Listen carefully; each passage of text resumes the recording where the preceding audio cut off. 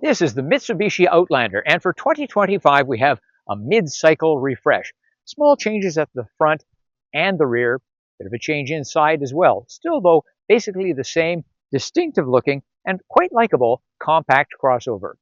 Get in, this is Family Wheels.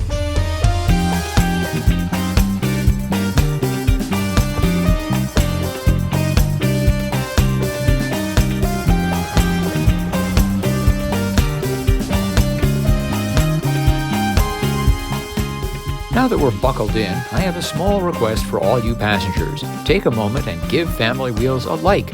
Your likes help keep reviews like this one coming. While you're clicking the like button, subscribe. And if you're talking to fellow enthusiasts or car shoppers, mention Family Wheels. We've got hundreds of reviews going back to the mid-teens. Thanks. This generation of the Outlander debuted in 2022 with the dynamic, exciting, perhaps polarizing front-end styling with the vertical lights. Very few changes in this mid-cycle refresh for 2025. Little bit of change in the grille area and with the taillight, otherwise really nothing stylistically, and that's fine.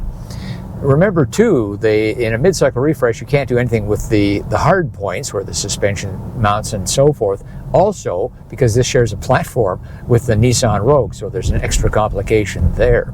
Mitsubishi says 30 to 45 kilograms of weight have been added to this vehicle depending on the specification, and most of that is due to sound deadening. 45 kilograms, that's almost 100 pounds, and certainly this is a quiet vehicle. That and the smooth, gentle ride, nice combination for a lot of folks. Little tweaks here and there, and some of them driven by customers of the Outlander, such as where the cup holders are. The wireless charging pad is different.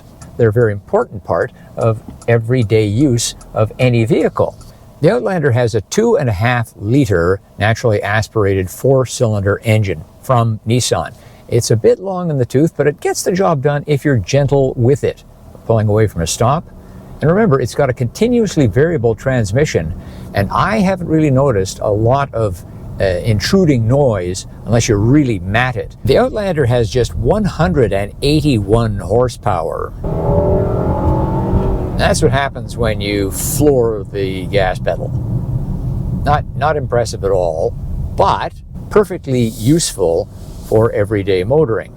It's not all that fuel efficient. 9.7 liters per 100 kilometers in the city, 7.7 on the highway. There are rivals, non-hybrid ones, mind you, that do better than that.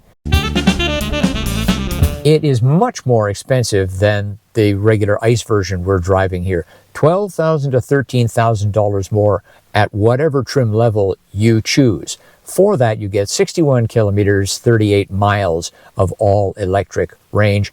But you will never, most people will never make up the difference in price in terms of gasoline savings, even here in Vancouver, where we have ludicrously high fuel prices. And like some other PHEVs, I think this is a power play. That's what makes the PHEV Outlander attractive. It's got 248 horsepower versus 181 for this vehicle. I think that justifies the extra cost for the PHEV. So in tarmac mode, let's take the Outlander through a series of bends. Yeah, it's not sporty at all. You kind of wait a long time in mid-corner. But really, that isn't what people buy this thing for. And in normal mode, let's try a flat 90-degree bend. Yeah, it's just tons of understeer there, but again, this is not a sport crossover. Well, let's see how the brakes do on the Outlander as we stop from about 70K, 45 miles an hour. They do a good job. They're not mushy, they're not grabby, well modulated. Let's take the Outlander down our neighborhood bumpy road with its patches, potholes, speed bumps, and the like. It did very well.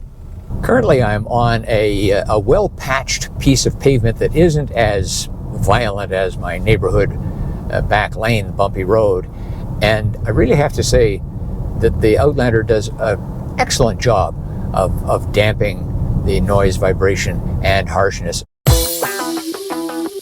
The first vehicle sold in the North American market to have a Yamaha branded sound system. And I think it sounds terrific, really, really good, mid-range particularly, but also a variety of sound themes that you can choose. So good on Mitsubishi for doing a deal with Yamaha on sound.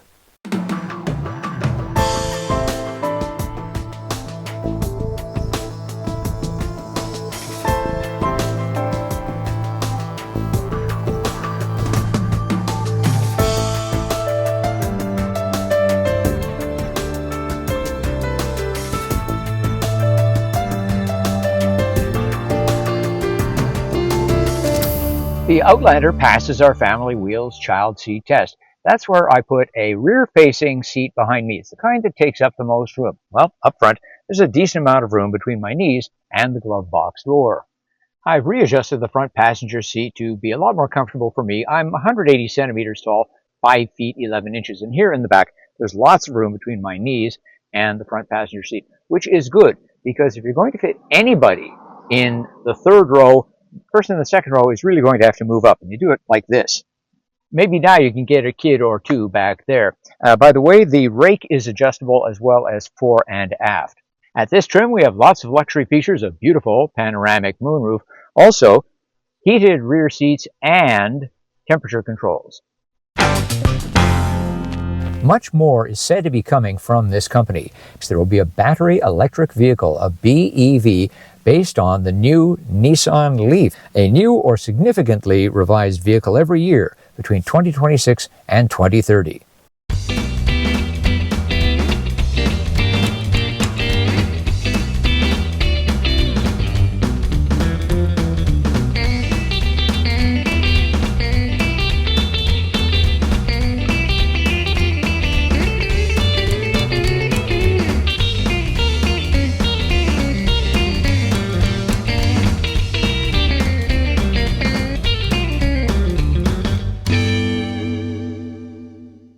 That's our look at the 2025 Mitsubishi Outlander with its tight little third row, its distinctive styling, and the PHEV option. I think it's carved out a niche for itself. But what do you think? Leave a comment. As always, thanks for watching, thanks for liking, and thanks for subscribing. I'm Richard Detman, and I'll see you next time on Family Wheels.